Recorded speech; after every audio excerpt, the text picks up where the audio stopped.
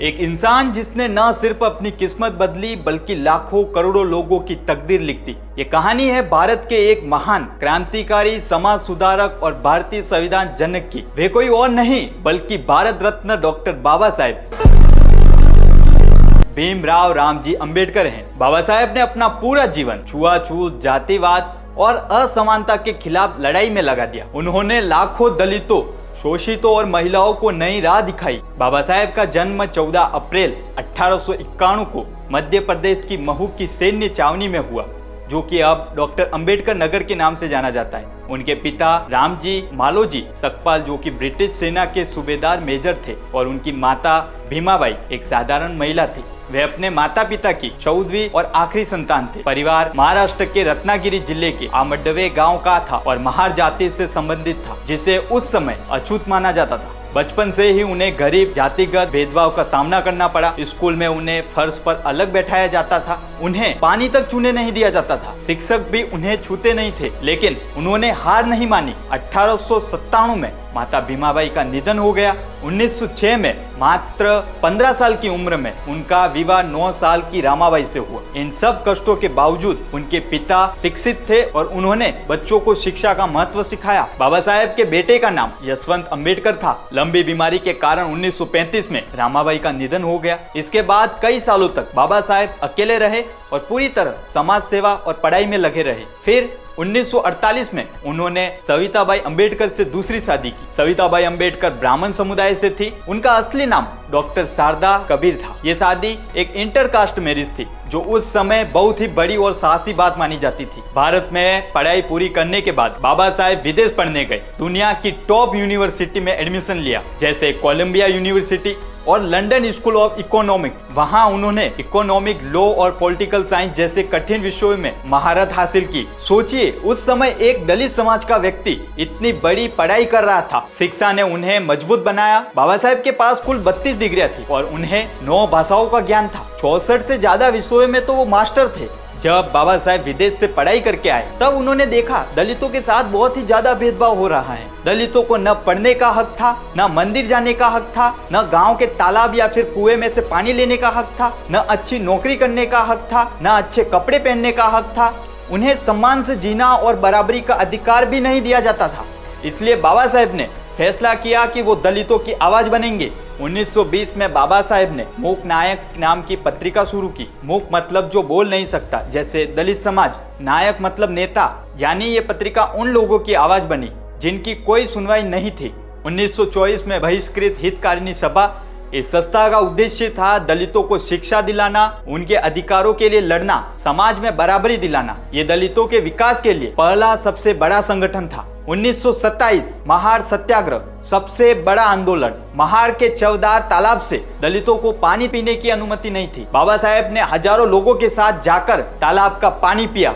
इसका मतलब सिर्फ पानी पीना नहीं था, ये बराबरी और मानव अधिकार की लड़ाई थी। 25 दिसंबर 1927 मनुस्मृति दहन। बाबा साहेब ने मनुस्मृति, एक पुरानी धार्मिक किताब को जलाया, क्योंकि इसमें जाति और भेदभाव को सही बताया गया था। इसलिए उन्होंने इसका विरोध किया और आज भी इस दिन को मनुस्मृति दहन दिवस कहा जाता है। 1930 कालाराम मंदिर सत्याग्रह। नासिक के कालाराम मंदिर में दलितों को जाने नहीं दिया जाता था। बाबा साहेब ने इसके खिलाफ आंदोलन किया। इनका उद्देश्य था भगवान के घर में सबको बराबरी का हक मिलना चाहिए।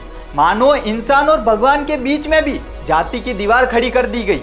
बाबा साहेब सिर्फ दलितों के नेता नहीं थे, वे हर उस इंसान की आवाज उठाते थे जो शोषित और कमजोर था। किसानों के लिए उन्होंने जमीन, पानी और सम्मान की लड़ाई लड़ी, ताकि कोई भी किसान अन्याय का शिकार ना हो। 1932 में एक ऐसा फैसला हुआ जिसने दलितों के हकों की दिशा बदल दी। ब्रिटिश सरकार चाहती थी कि दलित लोग अपना नेता खुद चुने, इसलिए अलग वोटिंग सिस्टम देने का फैसला हुआ। लेकिन महात्मा गांधी इसके विरुद्ध थे। उन्होंने अनशन शुरू कर दिया। देश में बड़ा तनाव हो गया, एक तरफ दलितों के अधिकार और दूसरी तरफ गांधी जी की जान। तब डॉक्टर बाबा साहेब अंबेडकर ने समझदारी दिखाते हुए पूना पैक्ट पर साइन किया। इसमें अलग वोटिंग सिस्टम तो हट गया, लेकिन दलितों को आरक्षण मिला। यहीं से आरक्षण की शुरुआत हुई।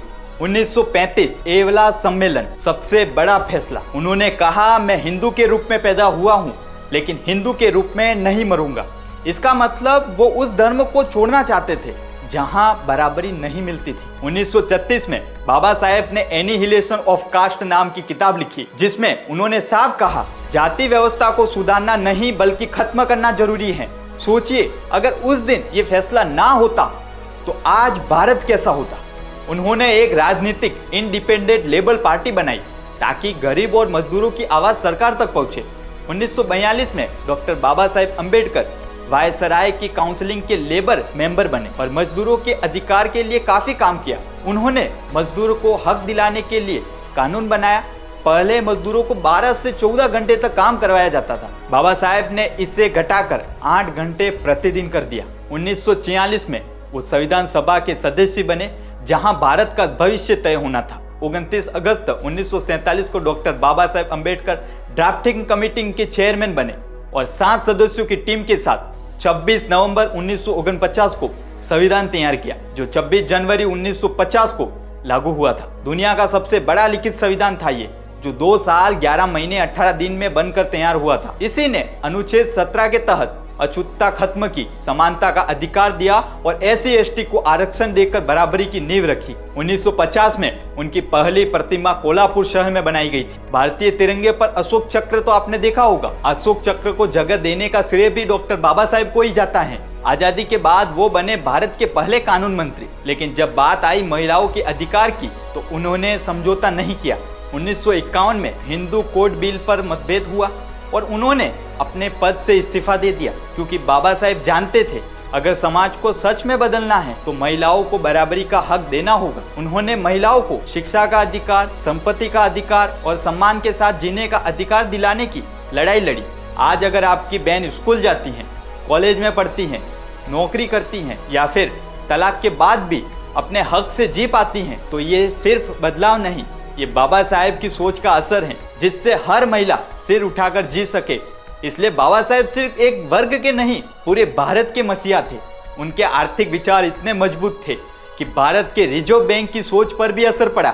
14 अक्टूबर 1956 नागपुर की पावन दीक्षा भूमि पर डॉक्टर बाबा साहेब अम्बेडकर ने इतिहास रच दिया, जब उन्होंने करीब 5 लाख अनुयायियों के साथ बौद्ध धर्म अपनाकर समानता और मानवता का नया मार्ग दिखाया। उन्होंने बताया कि बौद्ध धर्म सिर्फ धर्म नहीं बल्कि सम्मान और करुणा की पहचान है। उनकी आखिरी किताब द बुद्धा एंड हिज धम्बा हमें सिखाती है कि यही सोच, यही कर्म और बराबरी के साथ जीकर हम अपने जीवन में दुख खत्म कर सकते हैं। और 6 दिसंबर 1956 वो दिन जब बाबा साहेब इस दुनिया को अलविदा कह गए, लेकिन उनके विचार आज भी करोड़ों दिलों में जिंदा है। 1990 में बाबा साहेब को मरणोपरांत भारत के सर्वोच्च नागरिक पुरस्कार भारत रत्न से सम्मानित किया गया था। उनका एक नारा आज भी गूंजता है, शिक्षित बनो, संगठित रहो और संघर्ष करो।